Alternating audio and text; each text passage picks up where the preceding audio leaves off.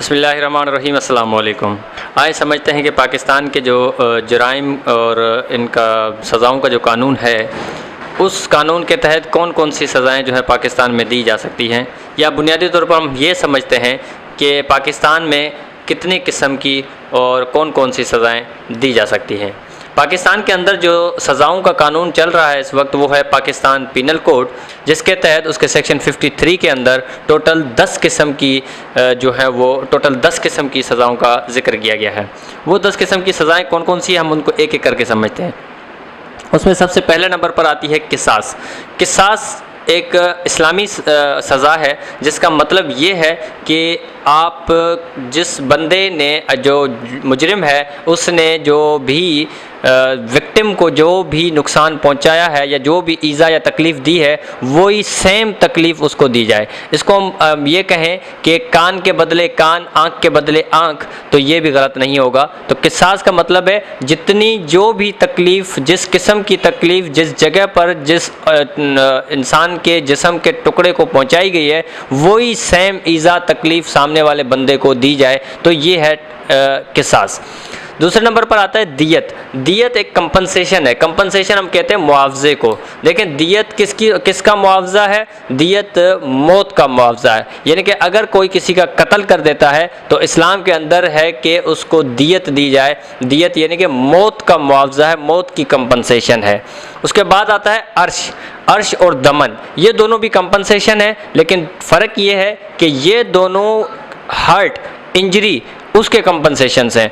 Hurt और injury का मतलब है कि अगर कोई किसी को चोट पहुंचाता है तो उस चोट की सूरत के अंदर अगर उसको जो भी मुआवजा दिलवाया जाएगा विक्टिम को, उसको हम कहते हैं अर्श या दमन की सूरत में। अब इन दोनों में फ़र्क क्या है ये समझते हैं। देखें, अर्श और दमन के अंदर ये फ़र्क है कि अर्श एक ऐसी कंपनसेशन है जो ऑलरेडी फिक्स्ड है कानून के अंदर, इस्लामी कानून के अंदर पहले से ही फिक्स्ड है कि इंसान के कौन से जिस्म के कौन से टुकड़े पे अगर कोई नुकसान पहुंचाता है, उसको चोट पहुंचाता है, तो उसको कितनी जो है वो कंपनसेशन दी जा सकती है। तो जो ऑलरेडी फिक्स्ड है वो अर्श के ज़मरे में आ जाती है, और वो कंपनसेशन या वो मुआवजा जो कोर्ट डिसाइड करे, तो फिर उस मुआवजे को हम कहेंगे दमन।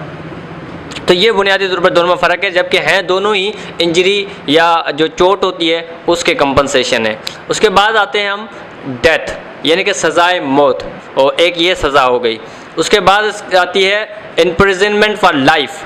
इम्प्रिजनमेंट फॉर लाइफ का मतलब है कि उम्र कैद की सज़ा। उम्र कैद की सज़ा का मतलब होता है कि वैसे तो 25 साल की बताई जाती है, लेकिन इसको जो इम्प्लीमेंट होती है वो 14 साल तक की होती है। तो ये है उम्र कैद की सज़ा। उसके बाद एक ताज़ीर आती है। ताज़ीर का मतलब जो पाकिस्तान पीनल कोड है, इसको के ताज़ीरात पाकिस्तान हम इसको कहते हैं। जो पाकिस्तान पीनल कोड के अंदर जो सज़ाएँ मुकर्रर की गई हैं उसको हम कहते हैं ताज़ीर। यानी कि जो कानून पाकिस्तान की रियासत ने बनाया है सज़ाओं का, और जो पाकिस्तानी की रियासत ने जो मुकर्रर की हैं ऑफेंसेस की सज़ाएं, उनको हम कहते हैं ताज़ीर। और उसके बाद आता है इम्प्रिजनमेंट। इम्प्रिजनमेंट मतलब कैद। अब कैद में दो किस्म आ जाती हैं, एक सादा कैद, सिंपल इम्प्रिजनमेंट, दूसरा होता है रिगोरियस इम्प्रिजनमेंट, यानी कि कैद बा मुशक्क़त, जिसके अंदर मुशक्क़त करवाई जाती है, मेहनत करवाई जाती है, काम करवाया जाता है, वो उसको कहते हैं रिगोरियस इम्प्रिजनमेंट। 9th नंबर के ऊपर आती है forfeiture of property. Forfeiture of property का मतलब ये है कि जो मुजरिम होता है उसकी प्रॉपर्टी को जब्त कर देना। 10th नंबर के ऊपर जो लास्ट आती है वो होता है फ़ाइन। फ़ाइन का मतलब होता है जुर्माना। जुर्माना भी एक सज़ा है जो कि कानून में मुकर्रर किया जाता है, वो उससे अदा करवाया जाता है मुजरिम से। तो ये 10 किस्मों की जो है ना वो सज़ाएँ हैं। शुक्रिया।